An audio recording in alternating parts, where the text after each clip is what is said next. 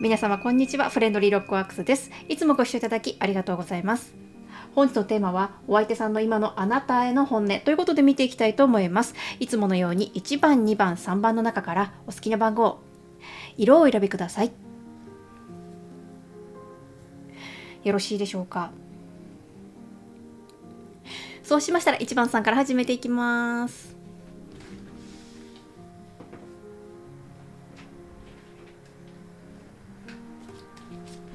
はい、1番さんよろしくお願いいたします。そうしましたら本日のテーマなんですけれども、お相手さんの今のあなたへの本音ということで見ていきたいと思います。で、ですね、本音、いつものなんかリーディングも、恋愛リーディング私やってるんですけど、ちょっと何が違うかってね、一応今日は本音なんですけど、もっとちょっとね、特徴を出していこうってことなんですけど、今日はね、ラバーズパスタロットって言って、ちょっと恋愛に特化したタロットカード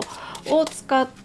お相手さんのちょっともう本人も気がついていないようなこういろんな感情っていうのを出していきたいかなっていうふうに思います。本人も気がついてないけど実はね、例えばその1番さんに対してこんな思いがあるんだみたいな、そういう感じのあたりまで出していこうかなっていうふうに思っております。なんですけれども、ちょっとお知らせがあってですね、この配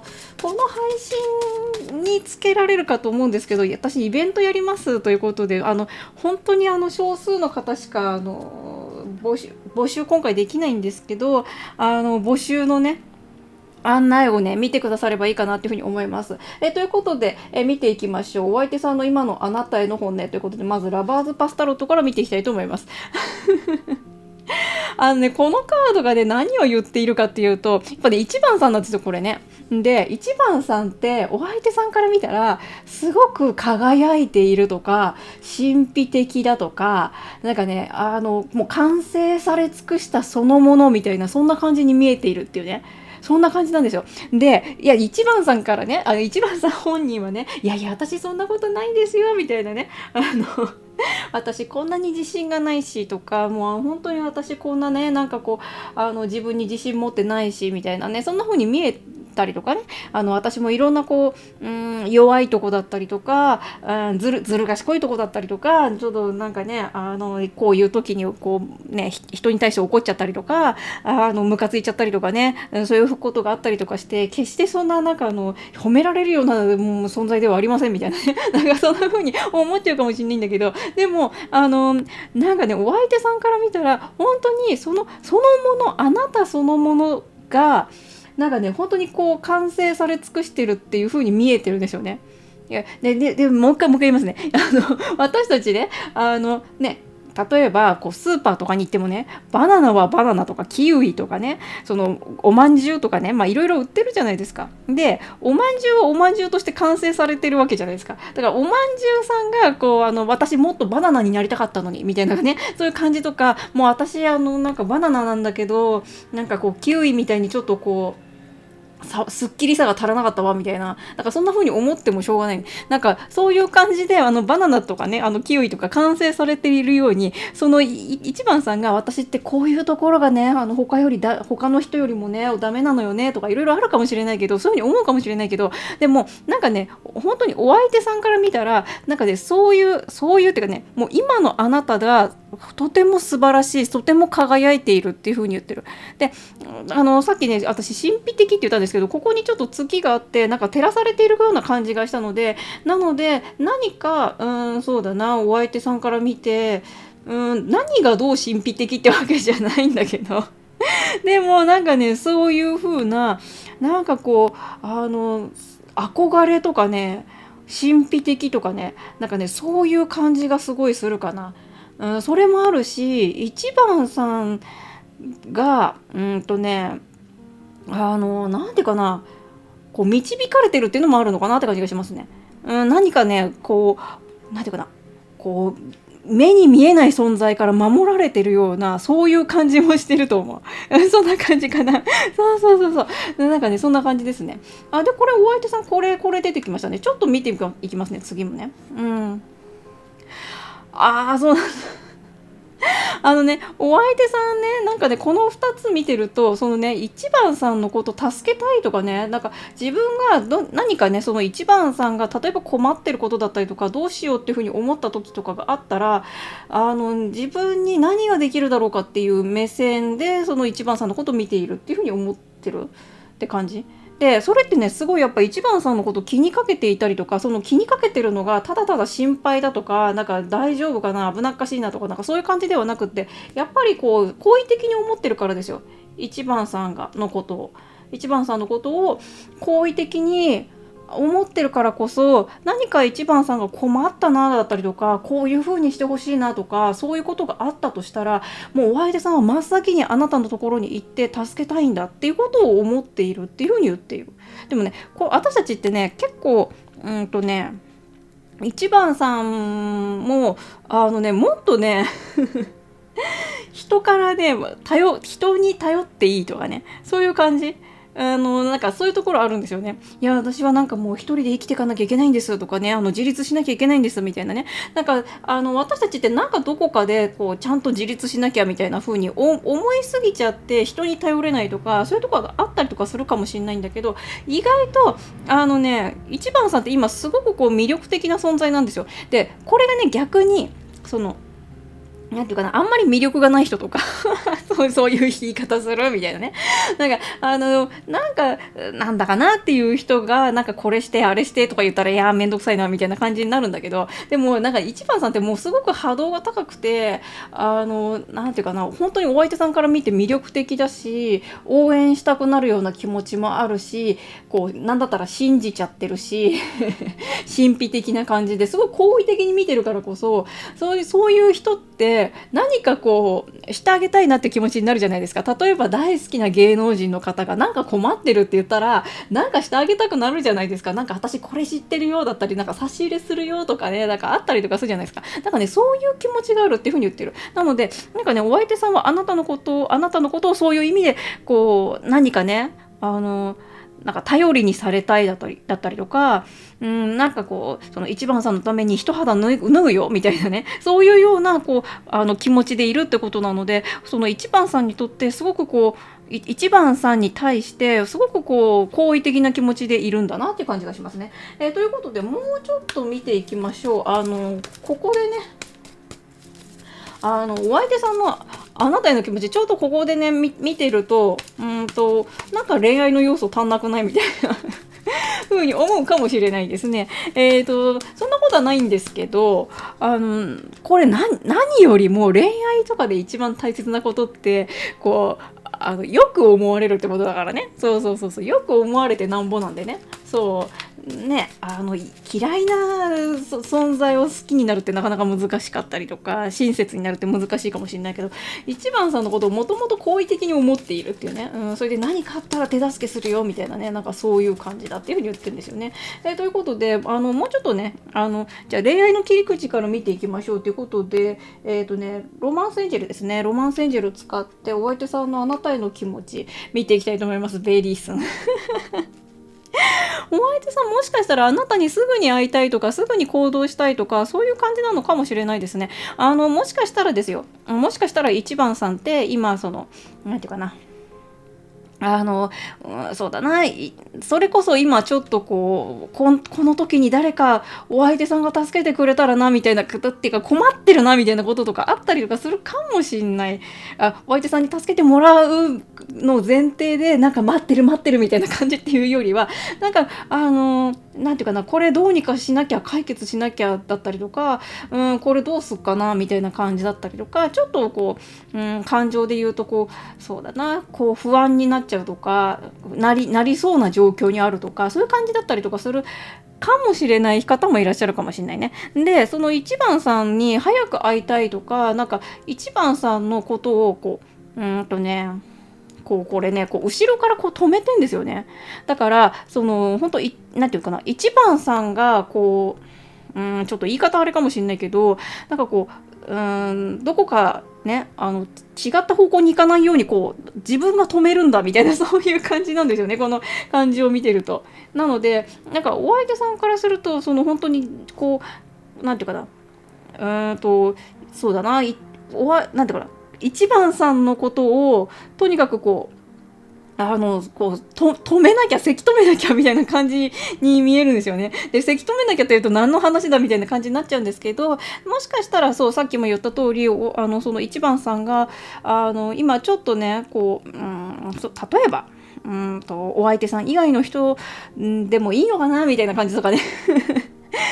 とか、それ以外仕事のことでもね、なんかね、今もうやめちゃおうかな、もうなんか上司と喧嘩したし、みたいな、なんか例えばそういう感じとかね。なんかそういう感じで、なんかどうすかな、行動しちゃおうかな、みたいな時に、なんかお相手さんは、いや、そんなことする必要はないよ、自分がいる、僕がいるじゃないか、私がいるじゃないか、みたいな感じで、なんかその一番さんが、なんか気持ちを、自分がなんか抱きしめてその自分が安定させるんだっていうね、だからそういう気持ちがあるんじゃないかなって感じがしますね。でね、ここでねチルドレン出てきた、ちょっと次も見ていいですか？なんかね、お相手さんにとって一番さんってやっぱり気のなんていうかな、本当に落ち着く存在だったりとか、なんか心から信頼してるっていうのがすごい出てきてる。これね、ちょっと矛盾してるように見えるかもしれないけど、なんかね、さっきこのカードでめちゃくちゃ言ったのがね、そう一番さんってすごくお相手さんから見て魅力的に見えてますよっていう風に言ったんですけど、それと同時に魅力的なんだけれども、自分にとってすごく心が離れられない存在とか、ずっと考えちゃう存在だったりとか、なんかとても大事にしなきゃいけない存在だっていう意識が強いのかなっていう感じがしますね。そうでね、ここでね、このカード出てきたんですけど、どっちもつながってるんですよね。どっちもつながってる。だからもしなんていうかな、このつながってるっていうのは必ずしも一緒にいなきゃいけないとか、物理的にお相手さんとそのね、一番さんが半径30センチ以内から離れないとか、そういう感じではなくって、なんか気持ちの上でも別な行動をしてたりとか、別の仕事をしている、なんか離れ離れであっても心が通じてるよねっていうね、なんかね、そういうつながりみたいなのをお相手さん感じてんのかなっていう感じがします。でね、ここでね、さっき言いかけたんだけど、このね、過去世からの関係っていうのが出てきてるんですよね。なので、ちょっとこの過去世からのってなんだろう、何のつながりがあるのかな、みたいなね。なんか何のつながりを感じちゃってんのかな、みたいなね。だからね、その辺あたりを深く見ていこうかなっていう感じがします。ということで、アカシックタロットで見ていきましょうか。ということで、アカシックタロットを使って、ちょっとその一番さんとお相手さんの、なんか、見えないつながりみたいな見えないつながり、もしかしたらそのね、過去世でこういうことがあったんだよねっていうのが出てくるかもしれないんだけど、もうちょっと視野を広げるっていう意味でね、その一番さんとお相手さんのつながりの面でお相手さんはどう感じてるのかを見ていこうかなというふうに思います。ちょっとこれもうすぐバサッとしたんですけど、ここでね、これが出たんですよね。運命の出会い。だけど、これはね、ジャンピングとかそういうの言いませんっていう感じでもあると思うので、2枚引きます。はい。ね、これ、運命の出会い出ちゃいましたよ、これ。なので、やっぱり、その一番さんとお相手さんって、そうだな、見たら惹かれ合うような、そういう、絆があるんじゃないかなって感じがしますね。ご縁がね。ということで、ちょっと見ていきましょう。アカシックタロットです。でもね、このカードって、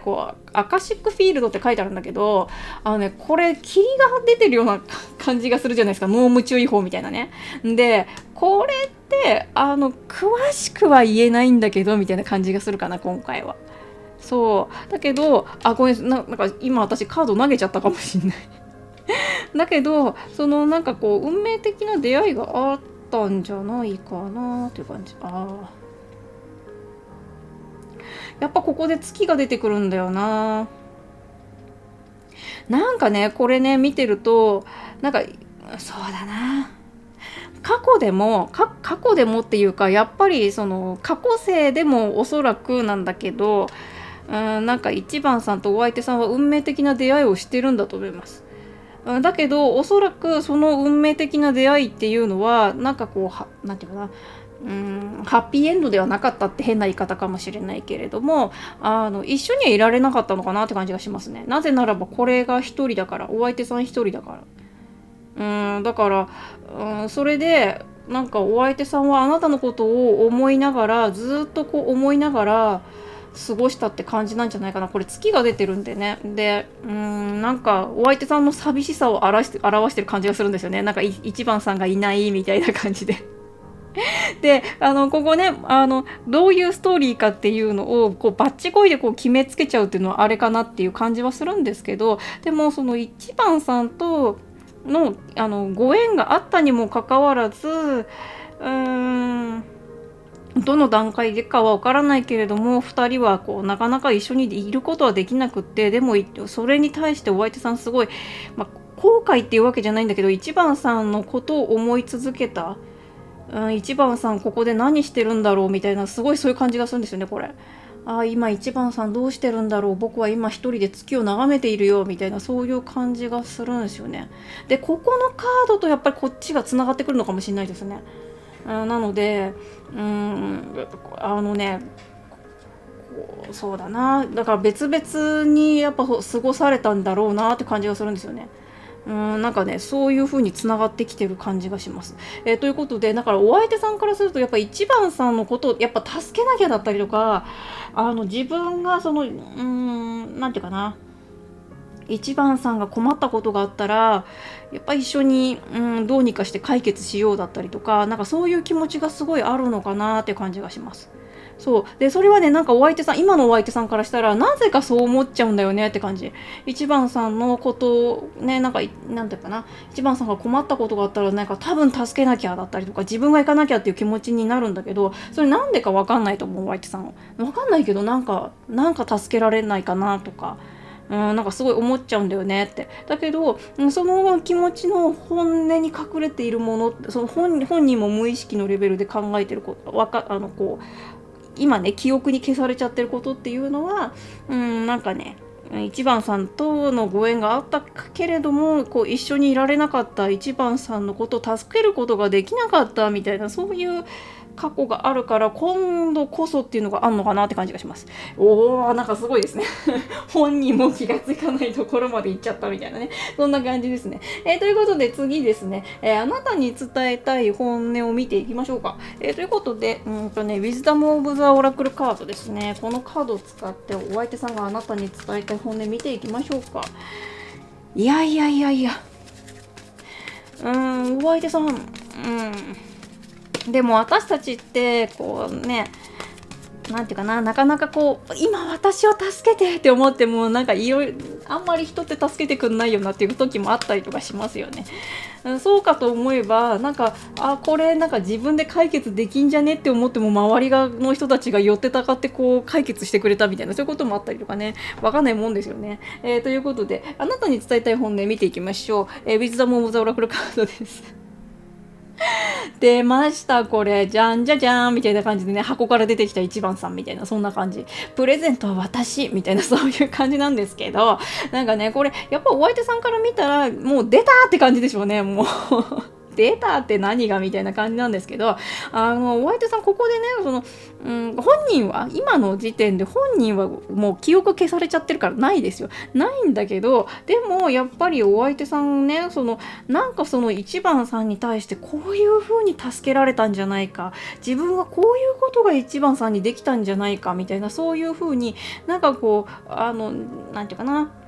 反省とその寂しさを抱えながら、その一番さんは今どうしてるかなとか、なんで一番さんにあの時こういうことできなかったのかなみたいな気持ちが過去世あったんじゃないかなって感じで、そしてこのね人生でやっぱ出会えたってことで、なんかこの時の人生のリベンジができるみたいな、やっと出会えたみたいなね、そんなね感じがあるんじゃないかな。本人は半分意識消されてますよ、この辺の記憶はね。もちろん消されてる。だから覚えてないんだけど、一番さんに会った瞬間に、なんかやっと出会えただったりとか、自分にとってのプレゼントだみたいなね、なんかそういう感じがあるんじゃないかな。すごいじゃないですか。でね、これなんだよな。これやっぱちょっと迷ってるっていうカードなんですよ。これ見る通り、見た通りね。で、どうしたらいいだろうっていうことは思ってるんですよね。で、迷いをね、消し飛ばしたいっていうふうに言ってる。なので、お相手さん、やっぱりそうだな、ここまでこう見てみると、カードそのものには出てないんですけど、自分なんかがやっぱり一番さんの助けられる存在になれるんだろうかとか、そう一番さんにとって自分はこう本当にこうなんていうかな、隣にいる価値のある人間なんだろうかとか、そういう迷いはあるのかなって感じで。も私たちってそういう目線で考えたら、なんか何でもそう見えちゃいませんかね、この会社で私は役に立ってるんだろうかみたいな、そんなこと考え出したらね、もうやっぱりなんかどう考えても役に立ってると思えないからやめますみたいな方言っちゃったりとかねなんていうかな、あんまり役立ってないかもしんないな、みたいなね、風に思っちゃいがちじゃないですか。でもそんなどうでもよくって、なんかね、私たちってやっぱ迷う生き物なんですよ。自分って生きてる価値があるだろうかとか、特にお相手さんもそうだと思うんですよね。自分には生きてる価値があるんだろうか。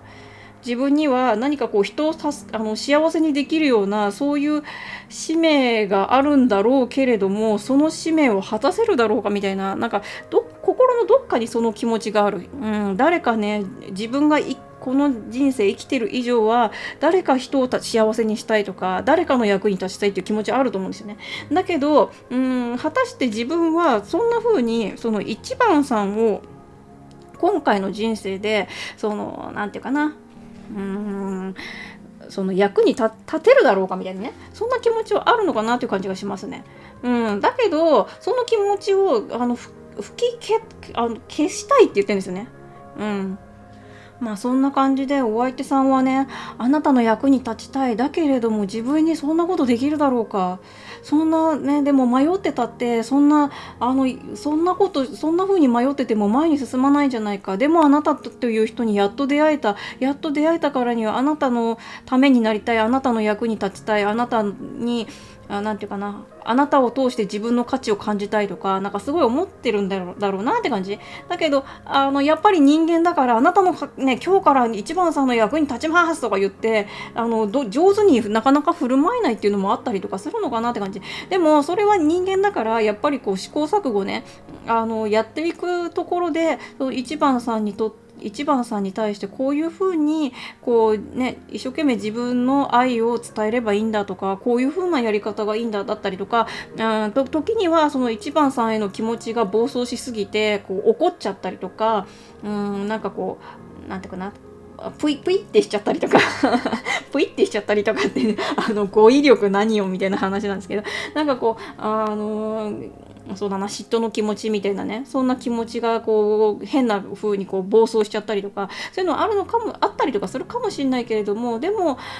基本姿勢としてお相手さんはあなたの役に立ちたいっていうことを思ってたりする。あなたにとって唯一無二の助けられる存在、そばにいて一緒にいて、なんていうかな、一緒だからこそ幸せになってお互い助け合い、そしてこう一番さんを幸せにする、そういうことをしていきたいんだっていうふうに思ってるみたいなんですけど、ちょっとね、今私の作成中のこのカード、作成中というかね、もうすぐ販売頑張ります。販売サイト頑張りますで、なんとか頑張りますということで、このカード、はい、前も言ってると思うんですけど、そうだよね、30部売るって言っちゃったもんね、私ね。ということで、頑張ります。ということで、このカードでね、じゃあ、お相手さんどうしたらいいですかみたいな、そんな感じで、お相手さんそのものではなくって、ちょっと高次元の存在からね、メッセージもらいましょうか。ということで。これね、いろんな風に取れるんですけど、これね、なんか豊かさの象徴だったりとかもするんですけど、やっぱりこれですよね。これね。いや、だから一番さんね。一番さんなんですよ。でやっと一番さんに会えたんでしょって。だからね、そう、やっと一番さんに会えたでしょって。で、これね、あえてね、この後ろの背景暗くしたんですよ、私これね。で、なんていうかな、やっぱりお相手さんにとってその一番さんってこうくっきり浮き出るような存在っていうか、そういう感じ。浮き出る存在って何よって話なんですけどね。うん、でもなんかお相手さんから見たら本当に1番さんの存在って際立ってんだろうなって感じがしますね。はい、次見ていきましょう。これだな、ウェイト。ああ、そうね。なるほどね。ちょっと次見てもいいですか？なんかね、これ見てると、この2つのカードは、これね、これだとすっごいちっちゃく見えちゃいますよね。これね、なんていうかな、撮影しちゃうとちょっと小さすぎるよねってところではあるんですけど、手のひらサイズなんで、ものすごい切りやすかったりとか、保存もしやすかったりとか、あと、私の事情だとコストダウンとか、なんかそんな感じで悪くないですよね。ということで、これ見てるとね、せっかくその一番さんという存在が出てき存在に出会えたんだからちゃんとよく考えなさいっていうことと、あとねこれねこのカードそのものは障害っていう意味だったりとかするんですよ。なんだけどこのねカードが言ってるのがなんていうかな、今までこう抱えてきた迷いだったりとか、その一番さんの過去世の一番さんに対する後悔だとか、なんかそういうものの象徴だと思うんですよ。でなのでこの、一番さんにせっかく会えたんだから、このなんか今お相手さん自身も葛藤してると思うんですよね。一番さんにどうしたらいいのかなとか、その一番さんに助けられるような存在になりたい、でもどうやって、でも分かんないけど、このなんか迷ってる気持ちもなんかこう解消したいのになんていうかな、もう無視もできない、その感情に対して無視もできないなみたいな気持ちあったりとかすると思うんだけど、でもその気持ちに対してちゃんと向き合いなさいってことを言っている。そしてやっぱりこのお相手さん、その過去世の解消に来てるのかな、一番さんとの出会いって。なんかこう大げさに言っちゃうと、過去世で果たせなかったその一番さんとの愛をちゃんと今回の人生で取り戻してきなさいみたいな、なんかそういう風な課題を抱えて、来てんのかなっていう感じだから、今回もねやっと出会えたんだから逃げずにちゃんと向き合いなさいってことを言ってますね。ということで最後になりますね。最後ちょっとメッセージを出していきたいと思います。ということで、まあなんか今日もいきなりその本音とか言ったら、もうお相手さんもね本人も気がついていないような深いとこまで行っちゃいましたね。私あんまりこう過去世のね話とかあんまりしないというか、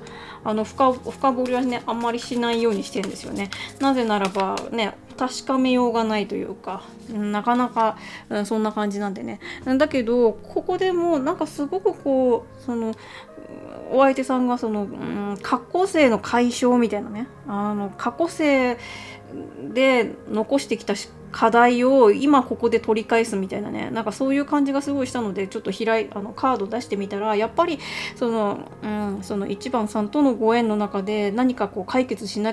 回の人生で解決しなきゃいけない何かを持ってんのかなって感じがしました。ということで最後になります。セークレットトラベラーオラクルカードですね。このカードを使ってあなたへのメッセージを出していきたいと思います。このカードがね、なんかこう、そうだな、なんかこのカード見てるとやっぱり一番さんちょっとこう今なんていうかな、ちょっと迷ってたりとか、なんかちょっとそうだな、ちょっと不安定だったりとか、そういうところってあるのかなっていう感じがするんですよね。ここ見てるとね、そんなにこう大きなことじゃない方も多いと思うんですけど、でもなんとなくこう気分が落ち着かないのよねとか、なんかそういう方もいらっしゃるのかなっていう感じだけど、ここで見てるとなんかね、落ち着きなさいってこと落ち着きなさいっていうかね、もっとリラックスしていいですよってことを言っている。なので私が特にこういう性格なんですけど、こう緊張したりびっくりとかしちゃうと余計こうねキューって上がっちゃうんですよね。なんかわーわーみたいな感じになっちゃうみたいな、落ち着きがなくなっちゃうみたいなね。なんか焦っちゃったりとか、そっち側だ、私はそういう人間で、たびたびそういう時こそ落ち着けて自分に思うんですけど、ここで出てきてるのがやっぱり一番さんもね、なんかなんか今一回ちょっとこう落ち着こうかみたいなのが出てきてるんですよね。で自分の心を整えるみたいなね、そういうところなのかなって感じがしますね。あ、そうなんだ。やっぱり一番さん今なんかもやもやしてたりとかなんかあるのかもしれないけど、でもそれって次のステージに行くだったりとかそういう必要なんだって。だけどなんかこう気持ちがこう整理整頓つかないままその次の展開っていうのはなかなかいかないので、一回落ち着いて、でそして一回落ち着いてって気持ちの上で落ち着いて、でそれでそうした時に次の未来がこうなんか開けるよっていう風に言ってます。なんかやっぱり私たち慌ててる時とかね、なんかそういう時って判断誤っちゃうんで、一回こう波動を落ち着ける風にすると、その波動でスーッとこうね、解決が見えてきたりとかするのかなって感じがしますね。そうそうそうそう。そうね。あのそしてそれね、なんかね、今すごく必要なことが後悔の念だったりとか、そういうのをねもうやめましょうっていうふうに言ってます。前に行きましょうってことを言ってる。後悔しながら前に進むって結局過去を生きてるみたいな感じになっちゃうので、そうではなくって、もう何かこう前向きな気持ちで過去と自分をこう切り離すみたいなね、新しい自分で行くために過去をこう切り離して、で前に進んでいこうねって言ってますね。ということで今なんかお相手さんはこうあなたのことをすごく気にはかけてるんですけど、やっぱその一番さん自身も波動をこう落ち着かせて波動を上げていくっていうことで、より良い未来を選択できるんじゃないかなって感じがします。ということで参考になるところから参考になさってみてください。一番さんのリーディングは以上になります。ありがとうございました。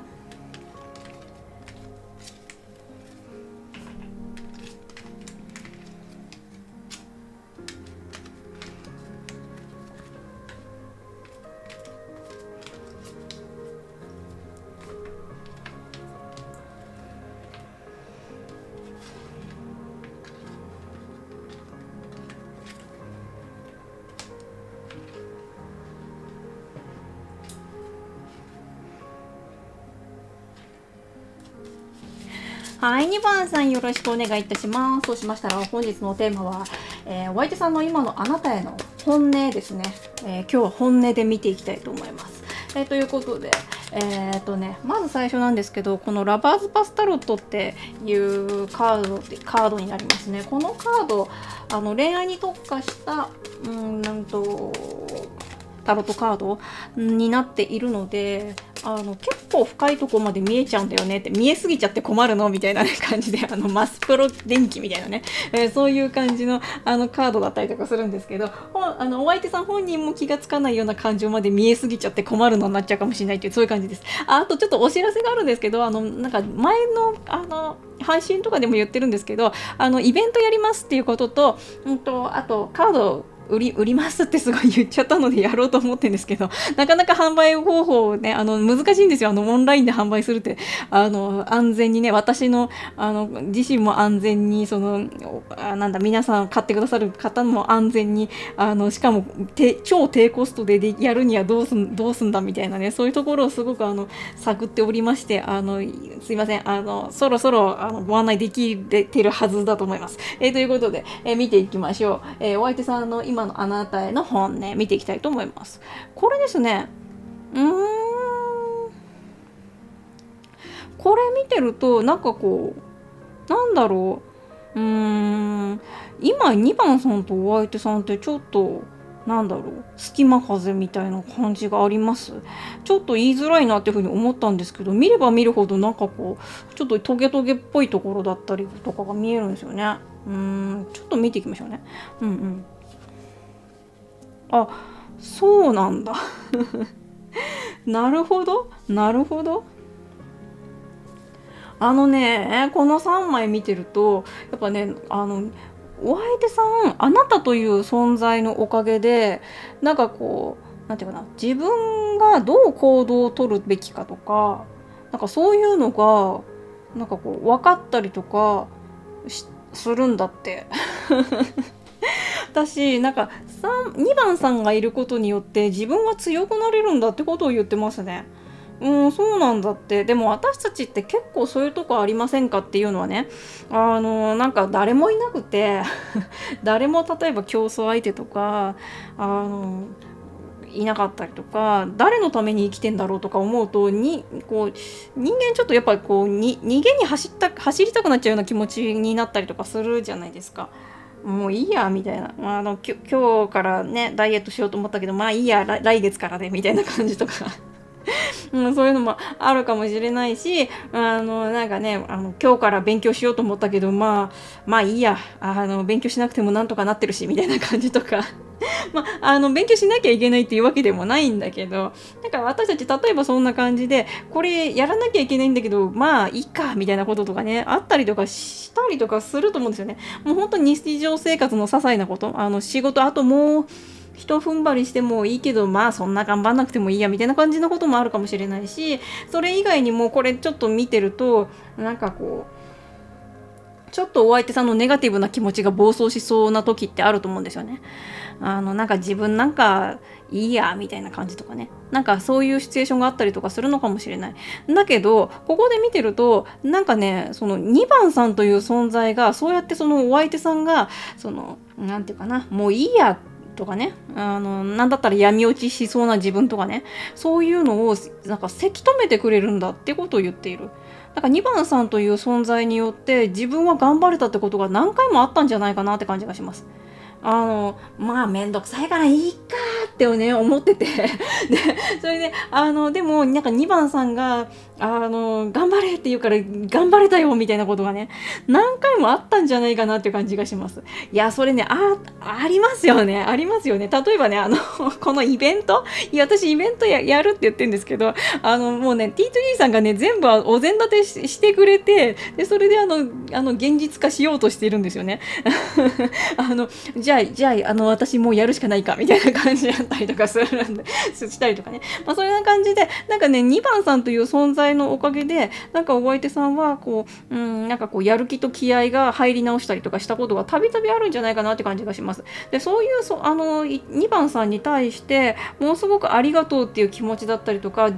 あなたがいなければ、あなたがいないと困るみたいな気持ちとかね、2番さん自身にも価値を感じてるし感謝って気持ちがあるかな。私このカードがね出てくるとなんか2番さんに価値を感じてるっていう風にこう言うことが多いっていうか、そういう風に読む時多いんですけど、どっちかっていうともちろん2番さんに価値を感じてるってもあるんですけど、なんかものすごい感謝してるって感じがするんですよね。2番さんに対してありがとうっていうね、なんか2番さんがいないと自分はダメですみたいな、なんか自分はもう2番さんがいないとダメ人間になってしまいますみたいなね、なんかそういう感じがしますね。そうなのでなんかそういう感じで2番さんってこうお相手さんにとってなんかこう必要な人だったりとか、自分が自分らしくあるために本当にこう支えてくれる人とか、なんかそういう風な気持ちがあるんじゃないかなって感じがします。ということでもうちょっと見ていきましょうか。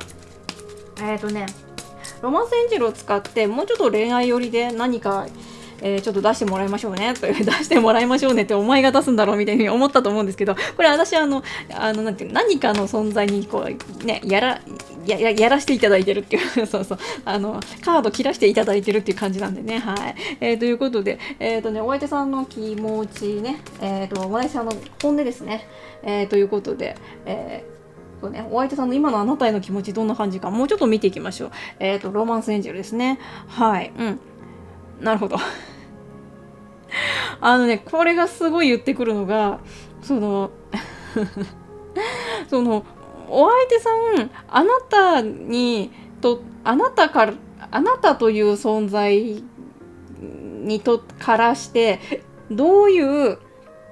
自分がどういう存在であるべきだろうみたいな、そういう感じのことはすごく思ってんじゃないかなって感じがします。で変な話、あんまりこれがね例えば心理学的とかにいいのかどうかわからないけれども、あなたが望むような存在になりたいっていうのもあるのかなって感じがします。そうでもあるじゃないですか、恋愛とかってなんかね、黒髪の女性が好きって言ったらもうね茶髪をね一瞬にして黒髪に変えるみたいな、そういうのあるじゃないですか。恋愛してる時ね、あなたの好みに寄せますみたいなね、あったりとかするじゃないですか。なんかねそういうわけじゃないんだけど、なんかちょっとそれに近い感じ。なんかお相手さん、あなたの望み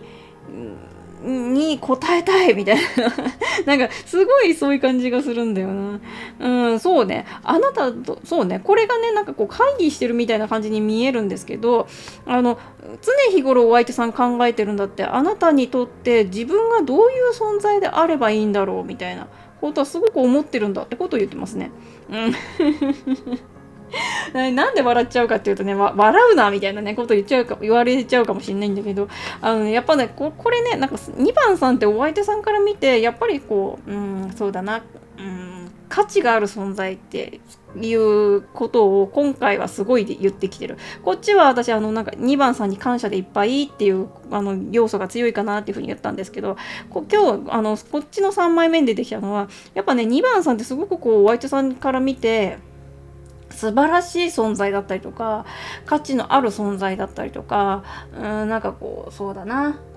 一目置いてる存在とか、なんかそんな風に見えてんのかなって感じ。だからなんかね、こう2番さんのこう理想の人間になれば、そのなんていうかな、自分はよりこうなんていうかな、人間としてこうなんていうかな、なんていうかな、人間としてこうな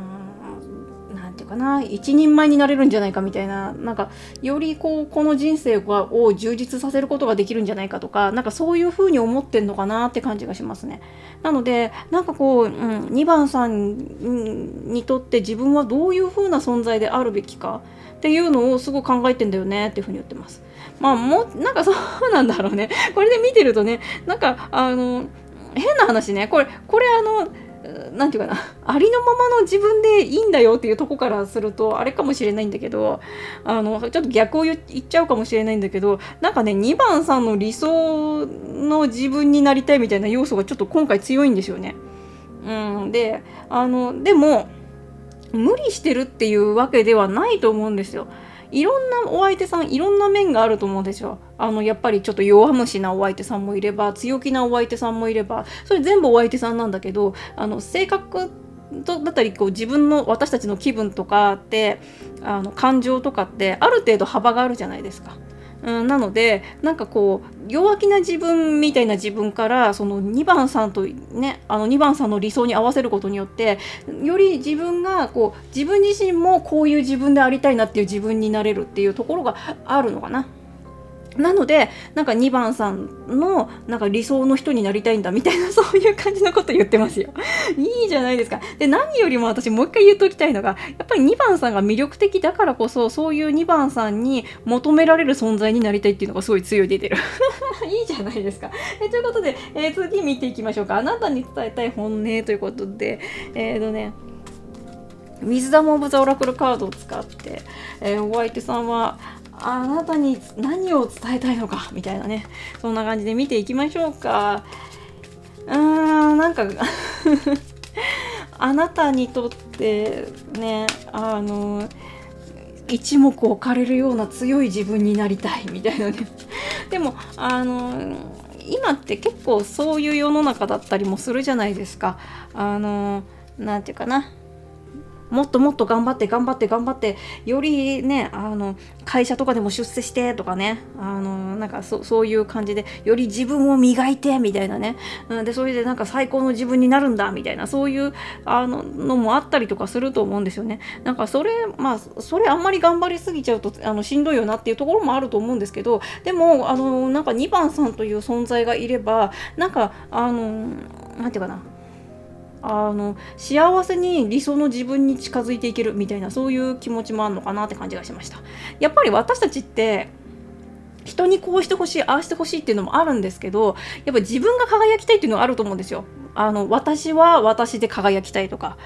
あると思うんですよ。私はボロ雑巾でいいからあなたは輝いてみたいなのってやっぱりちょっと違うと思うんですよ。みんな輝きたいと思うんですよね、この人生生きたからには。でなんかその2番さんと一緒にいると自分が最大限輝く人生っていうところを選択できるっていう風に確信してるのかなって感じがしました。ということでウィズダム・オブ・ザ・オラクルカードを使ってあなたに伝えたい本音見ていきたいと思います。やっぱり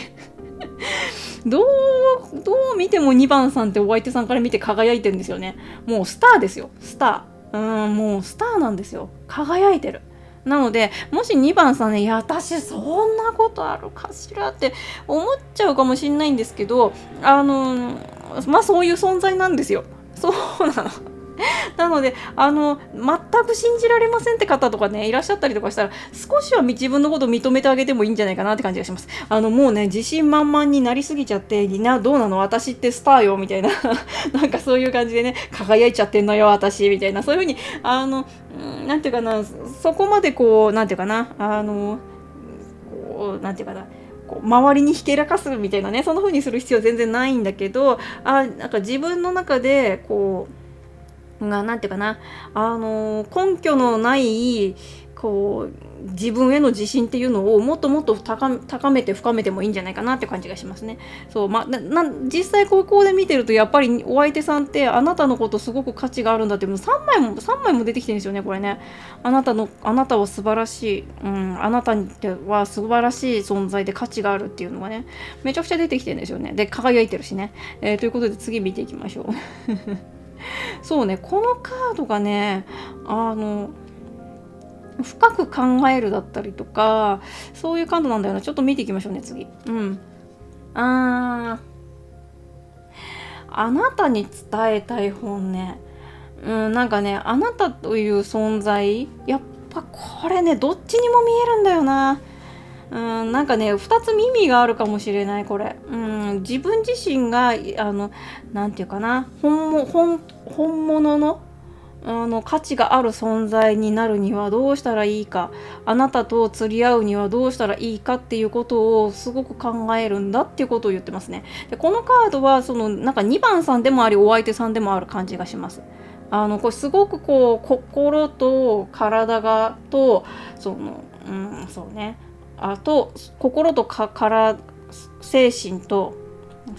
とその取り巻く状況が合ってる。そしてなんかすごく幸せがなんかこう感じられる、ほっとした幸せみたいな、なんかそういうものを感じてるみたいな、そういう感じかな。でしかも波動が高いしね、でこう感謝な気持ちが溢れていたりとか、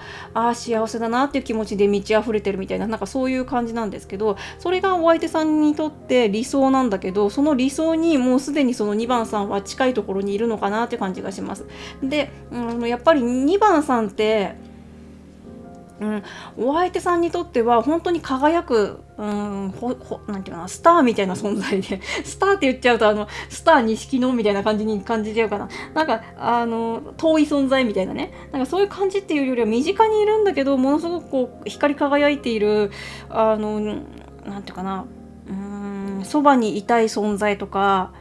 もうほんと一目置いてる存在だったりとかするのかなって感じがしますね。でそれで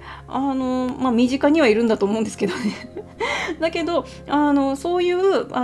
身近な存在でありながらお手本にしたい存在であるし、その2番さんとねこうそばにいられるような、だからこう波動的にも精神的にもこう近いところにいるっていう存在になるにはどうしたらいいかってことをすごく考えてるんだよってことを言ってます。だからもう本当にあなたのそばにいるためにあなたにふさわしい存在になりたいってことをすごく言ってきてますね。ということでもうちょっと見ていきましょう。ウィスパーズ・オブ・ラブですね。ウィスパーズ・オブ・ラブを使ってお相手さんの本音もうちょっと見ていきたいと思います。いやーなんかねでもこういう存在ってありがたいと思うんですよね。なんかこうやっぱりね、人間ってだらしない自分もいるし、なかなか頑張っちゃう自分もいたりとかすると思うんですけど、お相手さんあなたと一緒にいるとなかなかいいやつじゃん自分みたいなところになんかこうピシッとこう自分が整うんでしょうね。あなたと一緒にいるとだから2番さんという存在が自分には大事。2番さんがいないと自分はどこまでもだらしなくなってしまうなみたいな感じのことを考えてるのかなって感じですね。ということで、あなたに伝えたい本音見ていきたいと思います。これ出ました。このウィスパーズ・オブ・ラブってこう結婚のカードとかなんかないんですよね。でなんですけど、このカードが一番ちょっとこうなんか結婚に近いみたいな、そういうカードがねって感じがしますね。もう2人でね仲良くね一緒にいながらこうね理想のねこうお家を眺めている。そしてここに出てくるねなんか狐さんスカンクさんちょっとわかんないなみたいな、なんかみんなツインでいるんですよね。2人でいるんですよ。みんななんか2人組でいいんですよね。でそんな感じでなんかねあなたとのね幸せなね未来を築いていくってことをすごい言ってますね。なんかあなたがいいって言ってますよ。本当に2番さんがいいっていう風に言ってますよ。いいじゃないですか。でこのカードなんかね、このカードもすごくこう幸せな未来を描いてるなって感じがしますね。もう本当に2人で一緒にいればなんかいろいろ幸せ、なんか辛いことも幸せになっちゃうみたいなね、なんかこうそういう風になれるよねっていうことな、そういう未来を築いていきたいんだってことを言っています。私たちなんだかんだ言ってもやっぱ大変なこととかあると思うんですよ。楽しくても大変なことってあると思うんですよね。だけど大変な道でも楽しく明るくあなたとだったらこう乗り越えられるよね、そういう人生にしていきたいってことを言ってます。いいじゃないですか前向き。そうね。でやっぱりこうね、人生いいこともだけじゃないじゃないですか。やっぱ大変なこととかもあるんだけど、それを明るくその2人でのこうのなんていうかな、登りながらその大変なところを登っていきながら、それでもこうお互いの愛情、お互いへの思いやりを忘れずに過ごしていきたいんだっていうことを言っていますでもこれね、すごくお相手さん今すごくこう波動が高いっていうかね、そういう状態なんだろうなって感じがしますね。人ってやっぱこう気分落ちちゃったりとかすると、なんかもうイライラして人の嫌なとこしか見えないとか、そのイライラな気持ちがそのイライラの現実を生んじゃったりとかね、引き寄せちゃったりとかね、そういうことに感じだったりとかするんですけど、今のねなんかお相手さんってなんか本当にあなたとのなんかこう幸せな未来を考えると、本当にこう大変なことも楽しく乗り越えられるよみたいなね、なんかそういう気持ちでいっぱいになるっていう風に言ってます。いいじゃないですか。なんかでもそういう風になんかこう気分がいい感じで過ごせる仲間ってすごい大事ですよね。仲間っていうか2番さんのことね、やっぱりこうね目の前ですごいイライラプンプンしてる人と一緒にいるってしんどいし、逆になんかねすごく楽しくて明るい人と一緒にいるとこちらもホッとするじゃないですか。でお相手さんがこういう気持ちになるっていうのはやっぱり2番さんのねこう波動だったりね雰囲気がすごくいいんですよね。だからお相手さんもこういう幸せな気持ちになってるんですよって。だから全ては2番さんのその持ってるこう気持ちだったりとか、こうなんていうかな、こう前向きなこう明るいオーラだったりとか波動がそのお相手さんにお相手さんがこういう気持ち、お相手さんにこういう気持ちにさせているっていうね、そういう感じなんですよね。ということで最後になりますね。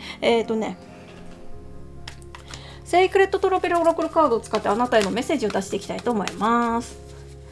いや、いいじゃないですか2番さん。なんかお相手さん本当に2番さんのねおかげだっていう気持ちでいっぱいなんだろうなって感じがしますよ。ということで、最後になりますね。セークレットトラベルオラクルカードを使ってあなたへのメッセージを出していきたいと思います。これね大変だっていうカードですね。大変だってカードってもうちょっと説明しろよって話なんですけど、ちょっと嵐のカードが出てきているのでちょっとそうだな、今っていうよりも過去ですよね。過去にお相手さんはやっぱちょっと大変な気持ちだったりとか、しんどいことがあったんじゃないかなって感じがしますね。だけどなんか2番さんとね出会えたこともあり、なんかこう今すごくこう気持ちが落ち着いてるんだってことを言っているのかな。なのでもしかしたら2番さんも前はちょっとこうね心がジュクジュクするんですみたいな、そういう感じだったかもしれないけれども、もしかしたら今絶賛こうちょっとなんていうかな、気持ちがこう揺れてるって方もいらっしゃるかもしれない。だけどすぐ良くなりますよって。人ってちょっとね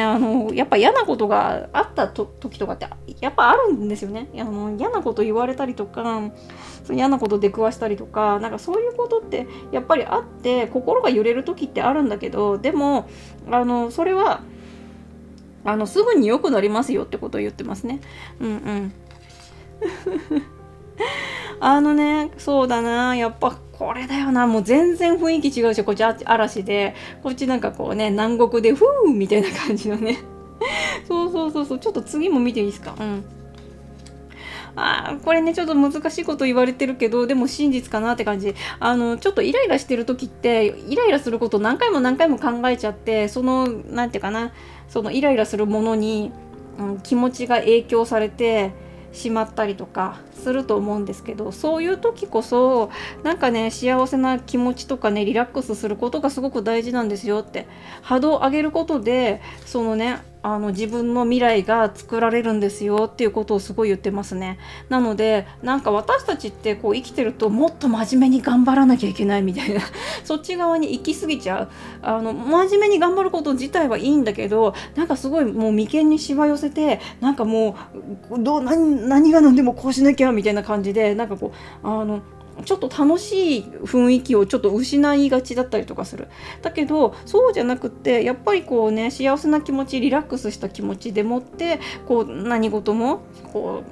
う接する、行動することによって、その波動の未来が作られるんですよっていうことを言ってますね。ということで、なんか今ね、むしろその2番さんよりお相手さんの方が、なんか自分がこう幸せな気持ちでいることによって、こんなにこう幸せな未来をね感じて、こう楽しい気分、落ち着いた気分でいられるのかっていうのをね、お相手さんの方がむしろ感じてたりとかするのかもしれないですね。だけど2番さんもここで見てると、本当にこうなんていうかな、大変な時こそ、ちょっと難しいことではあるんだけど、リラックスしたりとか、なんかこう幸せな気持ちに浸ることによって、こう現実を変えることができるよっていうふうに言ってますね。そう、なかなかね難しいんだけどね、なんかイライラしてる時とかにね、気分をねいい方向に変えろとかね、無理だみたいなね感じだったりとかするんだけど、でも大変だからこそ、なんていうかな、切り替えがねうまくできると素晴らしい未来が待ってるよっていう話なんでしょうね。ということで、参考になるところは参考になさってみてください。2番さんのリーディングは以上になります。ありがとうございました。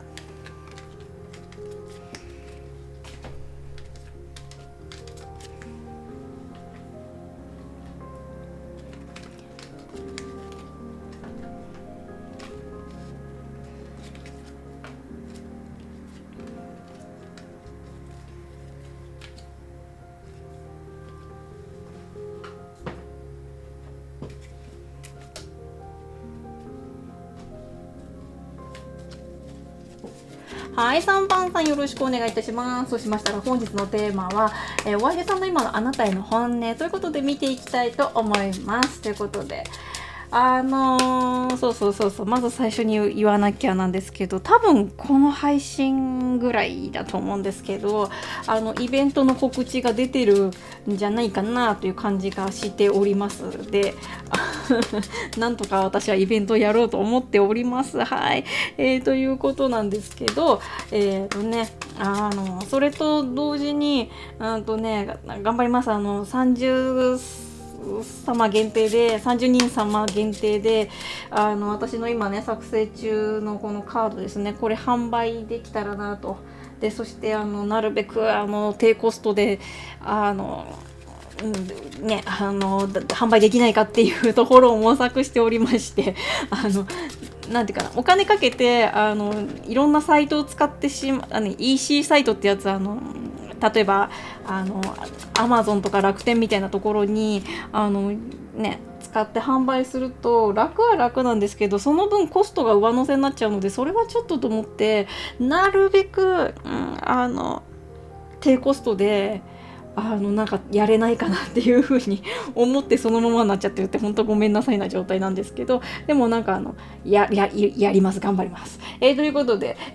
最初なんですけど、お相手さんの、今のあなたへの本音ということで、ラバーズパスタロットで見ていきましょう。このカード出てきましたねいや、ちょっと次も見ていきましょう。いや、実はですね、この2つのカード、2番さんもね全く同じタイミングで出てきたんですよ、これ。で私今カード切ったよねと思って、で普通だったらこれカットみたいな感じだと思うんですけど、これでもこの3枚目全然違うんだよね。でも意味は同じかも。ちょっとこれもう一回やってもいいですか？でもさーっとこう読みますね、これね。なんかね、お相手さんやっぱそうなんだろうな、これ見てると。なんかね、なんか三番さんという存在がいるおかげで、なんかこう自分はこうそのなんていうかな、やる気とか気合とかをこう奮い立たせることができるんだよねってすごい言ってるんですよ。なんか3番さんがいるから頑張れるとかね、そういう風に言ってる。だからむしろ3番さんがいなくなっちゃったら僕ちゃん困っちゃうみたいな、そういう感じなんですよね。僕ちゃんなんかこんな王冠とかね、3番さんいなくなったらこんな王冠とかしないみたいなそんな感じなんですよね。でなんかそうなんか3番さんのおかげだっていう風に言ってるんですよ。だから自分の影で支えてる人は間違いなく3番さんだよっていうことを言ってますね。だし、あとなんかこうなんだったらこうお相手さんがねちょっとそうだな、こういう風にしようかな、ああいう風にしようかなって思った時に3番さんがそれは違うよみたいな感じとかね、こっちの方がいいんじゃないみたいなね、そんな感じでなんか結構3番さんが言ってくれたおかげで自分はうまくいったよってこともあったりするんじゃないかなっていう感じですね。っていう風にこれ見えるんですけど、でもなんかちょっと2番さんとカードめっちゃ一緒なので、もう一回引いてもいいですか？ちょっとこれでも置いときましょうね。これ置いといてもう一回引いてもいいですか？ちょっと3番さんも振り返って2番さんも見たら同じだみたいな感じで3番さん知らないっていうかね、突然こう3番さんだけ見始めたら分かんないことだと思うんですけど、私はさすがにこの2枚が一緒っていうのはちょっと気になりすぎちゃって、ちゃんとカード切ったかねみたいな感じで不安になりますこれということで、もうちょっと見ていきましょう。お相手さんの今のあなたへの気持ちをラバーズパスタロットで、見ていきたいと思います。カード切ったよね。なんか話に夢中になって全然切らなかったのかなカード、どうなんだろう、ちょっとよくわかりません。ということでまあね皆さんはね、サンバさんはねなんていうのこう巻き戻してこいつちゃんと切ってないじゃんみたいな感じで分かるかもしれないんですけど、あいちゃんこれ撮影中で基本カットしないんでちょっとよくわかりません。ということで、見ていきましょう。お相手さんの、あなたへの気持ちですね。なるほど。これでも3番さんですよね。でなんだろう、3番さんってやっぱお相手さんから見てすごい素晴らしいです。これなんか別々で出てきましたね。なるほどなるほどね。なるほどね。これね、なんかいろんなこと言ってんですけど、いろんなこと言ってる。ね、3番さん分かってないかもしれないんですけど、3番さんって、なんかね、お相手さんから見たら、なんかね、あんまりこれなんか誤解せぬよって変な話なんだけど、なんか3番さんって他の人の方が好きじゃないっていう風に思ってるところあると思うんですよ。自分がなんかね、お相手さんが3番さんのことすごい好きなのに、なんか3番さんはお相手さんのことそうでもないよねぐらいな感じに見えてる。お相手さんから見て。でも悪くないと思うんですけどね。チュキチュキチュキって私のこと好き私大好きってあんまりこうやりすぎちゃうとお相手さんは割となんていうかな、満足して逃げちゃうかもしれないから、これぐらいの感じでいいと思うんですよね。お相手さんはあなたのことを見ている。だけど3番さんは3番さんで自分の人生をいろいろ自分の人生を生き抜くことでいろいろ忙しいぐらいなね、そういう目線だと思うんですよね。でもね、これ本当大事なことなんですよ。恋愛でうまくいくってすごい一つ大事で、お相手さんだけの人生を歩みますみたいな感じにしちゃうと意外とうまくいかなかったりとかして、なんていうかな、こう3番さんって今って結構こうお仕事が充実してたりとか、お仕事忙しかったりとか、友達となかなかあれをしなきゃこれをしなきゃだったりとか、もうこれもやりたいあれもねやろうみたいな感じで結構お仕事が充実されてたりとか、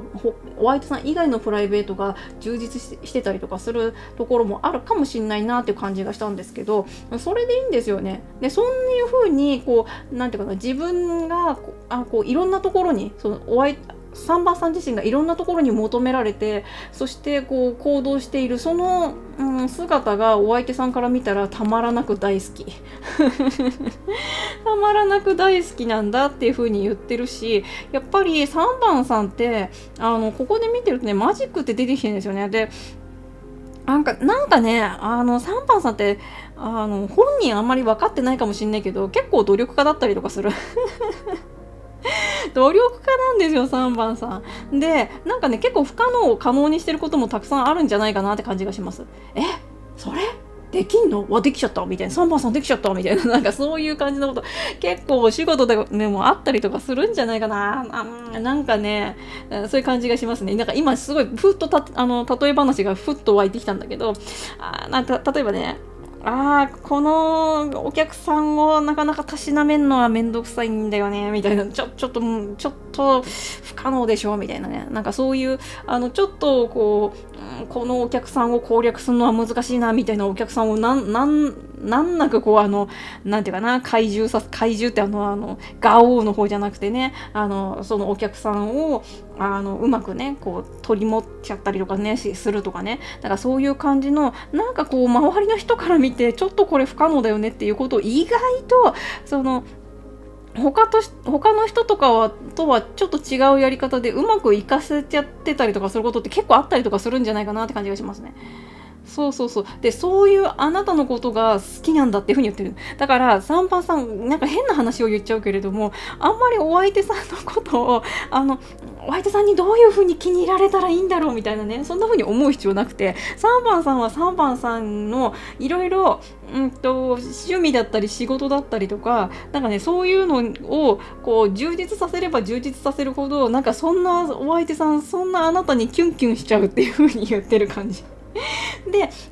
それもあるし、なんかね、そういうあなただからこそ、なんかやっぱお相手さん、その3番さんのことすごい信頼してるんでしょうね。何かちょっとしたアドバイスだったりとか、なんか素直に聞き入れてる感じがするんですよ。やっぱりね、なんかこいつのアドバイスは聞きたくねえわみたいな、なんかそういうのってあったりとか、世の中、あったりとかするじゃないですか。なんかね、いや、あなたは何も分かってないあなたにそんなこと言われてもみたいな、そういうアドバイスとかね、なんかそういうね、完全に右の耳から左の耳に抜けていく、もう何も、そんな、なんか、こう頭をこう通りもしないアドバイスとかね、なんかそんなものをね感じちゃったりとかね、そういうことも世の中あったりとかしますよね。だけどなんかやっぱ3番さんってすごくこうなんかそのお相手さんに言うこと一言一言がすごくこうなんていうかな、真理をついているっていうか確信があることを言ってるんでしょうね。お相手さんの直接的なアドバイスっていうよりは、なんか自分がこれをするべきだっていうことがこうお相手さんがピンときちゃうような、何かそういうことを言っちゃってると思うし、それだけのサンバさんにはお相手さん信頼も置いてるし、サンバさん自身がそういういろいろね、経験積んで、そしてこう信頼に足る人なんだろうなっていう感じがしますということで、お相手さん、あなたのことがいろいろ言っちゃったんですけど、そんなあなたのことが大好きっていう感じが出てきています。ということで、なんか散々喋っちゃったんですけど、なん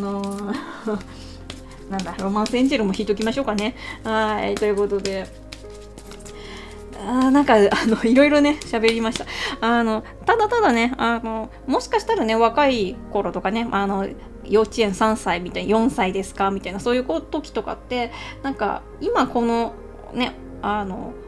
男の子可愛いなとか女の子可愛いなで好きとかなっちゃうかもしれないけど、でも私たちぐらいとかになると、やっぱこの人はこういう考えでこういう行動をする人なんだっていうところまで見てて、でそういうあなただからこそやっぱり自分は惹かれちゃうんだなみたいな、そういうところまであったりとかすると思うんですよね。で3番さんってそんな感じでもうね、いろいろなんかお仕事とかねされてたりとかすると思うんですけど、その仕事の、やり方だったり向き合い方だったりとか、それもそうだし、こうお友達だったりとか、その会社の同僚だったりとか、その例えば親戚とかそういう方への向かい方とかね、そういう接し方とかね、そういうのも丸々含めてお相手さんはあなたのことがねいいな、好きだなって思ってんだろうなっていう感じがしますね。ということで、ロマンスエンジェルを使ってもうちょっと見ていきましょう。なんかね、お相手さんあなたにね変なカタカナが浮いてきて笑っちゃったんですよ。シンパシー感じちゃってるって感じ。シンパシーってなんだよみたいなね。なんか新種のライオンかなんかかみたいなね感じ思っちゃうかもしんないね。私だけなんかね、やっぱ3番さんってあなたの心の拠り所にしている。あなたという人をかなりこう深いレベルで信頼してるなって感じがします。そう、信頼してるんですよ。いいじゃないですか。で、これなんだよな。これちょっと次も見てもいいですか？なるほど。このカードね、おいおい大丈夫かって、まあちょっと一生思ったりとかするかもしれないんですけど、やっぱね、3番さんって、ちょっとこれ言い方あれかもしれないんだけど、やっぱりね、お相手さんにとって確信のついてることを言ってたりとかする。なんていうかな、図星みたいなこともちょっと言っちゃったりとかしてると思うんだよね。でも、それ真実なんですよ。真実なの。で、なんていうかな、耳の痛いことっていうのも、お相手さんにとってはあるかもしれない。サンバさんそのつもりないかもしれないけど、なんかこう、今から耳の痛いこと言いますとか言って、お相手さんこうですみたいなこと言ってるとは思わないんだけど、でもやっぱりこうね、3番さんってすごくこう、なんていうかな、自分に清く正しい人だから、周りの人たち、その出てくる言葉とかも清く正しいと思うんですよね。で、お相手さんにとってはそれはそういう3番さんってちょっとこう、今の耳が痛いなみたいなところはあったりとかするのかもしれないけど、それは確信がついてることなんだよね。でやっぱり3番さんのことを信頼してるからこそ自分のねそのなんていうかないかんとこっていうか直した方がいいよってところは素直に受け入れて行動してるって感じなんだよってことを言ってますね。なのでやっぱ3番さんが正しいお相手さんからね、お相手さんの心理状況ではやっぱ3番さんが正しい、一番正しいのは3番さんだから、耳の痛いことを言われてもそれをねそれは確かにその通りだと。確かにその通りなんで、それを、自分で、少しずつ改善するなり、その人生に生かしていくなり、しようっていうことは思ってんのかな。でもそうやって自分がちょっと、変な話、サンバさん狙ってなんだ、確信ついたことは別に言う必要ないんですけど、今、これからもね。なんだけど、お相手さんはあなたというね、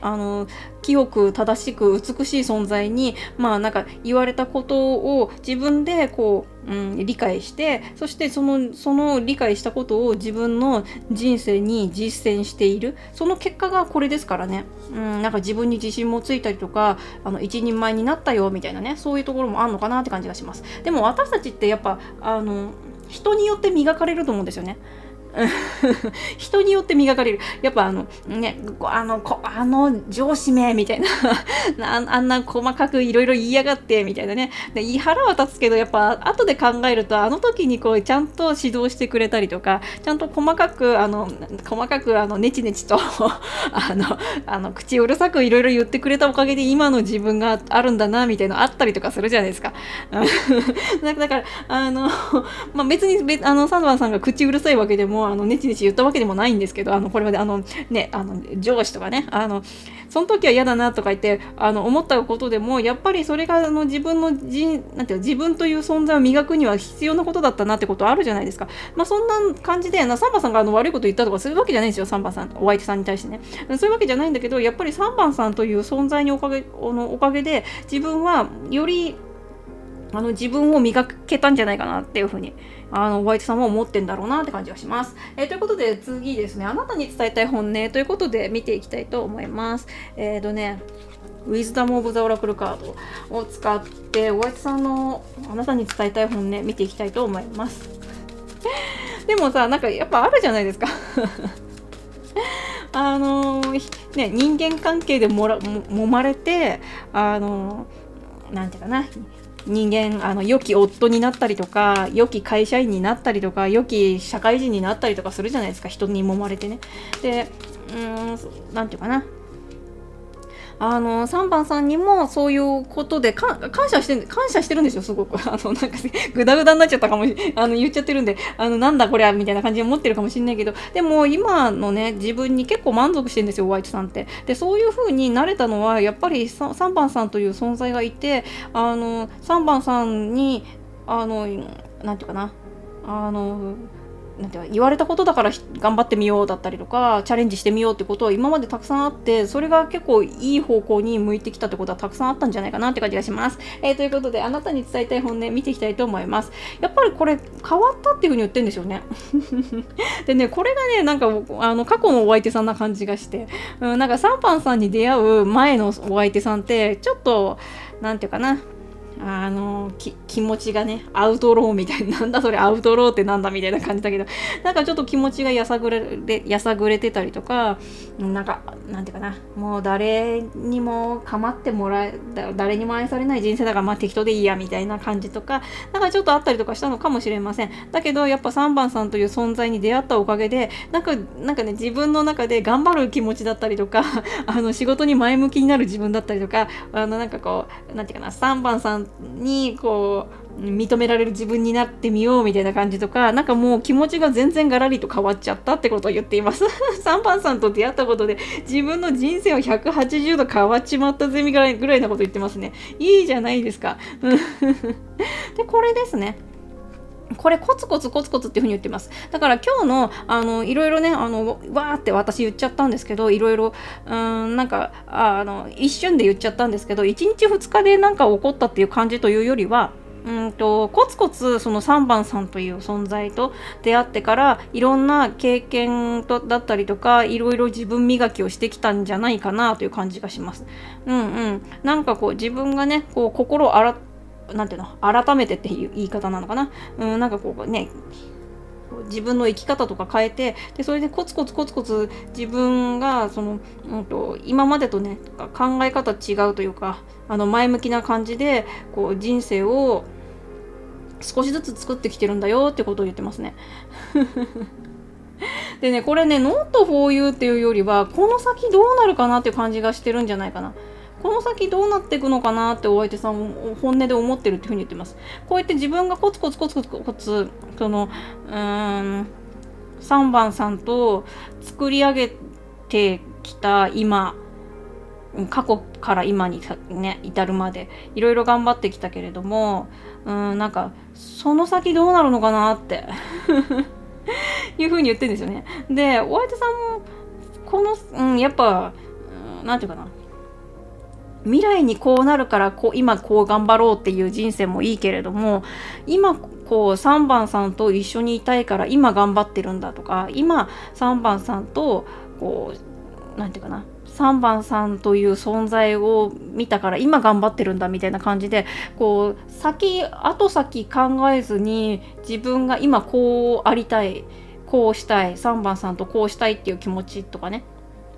あると思うんですけど、この先なんていうかな、あんまりこう先のこと考えてないというとなんかちょっとネガティブな感じに見えるかもしれないけど、っていうよりも今という瞬間をすごく大事にしてるっていうことを言ってる感じがします。なんか今この瞬間をその3番さんと3番さんという存在がいるからこそコツコツ頑張ってきたんだよっていう感じのことを言ってますね。なのでなんかすごく見返り求めてないとか、なんかそういう感じがします。見返りってちょっと変な言い方かな。うまく伝わってるかな。なんか見返りがあるから今頑張ってるっていうよりは、今3番さんとこの瞬間なんていうかな、幸せになりたいし、そんななんか3番さんに見合う人になりたいから、だから今なんていうかな、なりたい自分になるべくやるべきことをやってるんだっていうことを言ってるって感じで、すごいすごくポジティブな感じなんですよね。先がどうなるかっていうことよりも今なんですみたいな、そういう感じに見えるんですよね。だけどそう、お相手さんの本音はそうなんだけど、もうちょっと見ていきましょうか。ということで、今私の作成中のカードですね。これが販売予定のカードになります。30部限定のつもりで頑張る。カードを用意することは全然簡単なんですけど、売ることがね、販売ルートを作ることがすごく大変で、それをね、なんとか試行錯誤やらねばってとこなんですよね。というところで、さっきも言ったかもしれないんですけど、ね、いろんなサイトを使えばできるんですけど、割と簡単に。だけど、そうするとコスト上がっちゃうんで、そうすると、カードのね、なんていうの、売る値段が上がっちゃうんですよね。で、それはなるべく控えたいなと思って、なるべく格安で販売できる方法をと思ったら意外と大変なんですよね。ということで、ちょっと置いといて、あなたに伝えたい本ね、もうちょっと見ていきましょう。あなたに伝えたい本ね。やっぱね、お相手さん、あなたに対して前向きな気持ち、今の自分に対して、その3番さんに対して前向きな気持ちしかないっていうふうに言ってます。この先どうなるかは分かんないけど、今前向きな気持ちしかないっていうふうに言ってるんですよ。こう先のこと考えてもやっぱ不安になるぐらいだったら考えない方がいいじゃないですか。今前向きに頑張ってるんだからそれでいいじゃんみたいな。なんかね、お相手さんそんな感じなんですよね。で、ここでまたウェイトが出てきましたね。ちょっと見ていきましょう。これお相手さんも思ってることだし、なんかこう上から高次元の存在が伝えてきてくれたメッセージかもしれないんだけど、待つ必要ないっていう風に言ってるんですよ。なんていうかな、これ行動したいな、だけど夏まで待っとくかみたいな感じというよりは、今やれって感じなんじゃないかなって感じがします。これウェイトとノーだけこうやってね持ってたら、待てとノーなんでちょっとあれかもしれないんですけど、なんかこうなんか全然こうとにかく何のこうでも私これだからとか僕こうだしみたいな、そういう後ろ向きな気持ちだったりとか、その何かやろうって思う行動に対してなんかでもっていうことがなんかそういう気持ちはなくていいっていうふうに言ってるんですよね。だから何を言いたいかっていうと、やっぱり未来こうしたいからこうしようかなっていうふうな気持ちじゃなくて、今何をしたいのか、今何をやるべき、今は何をやったら自分がこう満足できるのかだったりとか、なんか今の自分を楽しませてあげるために今自分は何するべきなのかっていう、そういう目線が必要だし、お相手さんも今そんな感じなのかなって感じがします。なので変な話、この先の未来が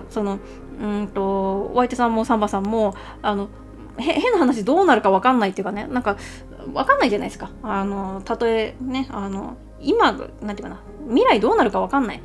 だけどその未来がどうなるから今じゃあこうするんだとか、いいんだ悪いんだとかではなくって、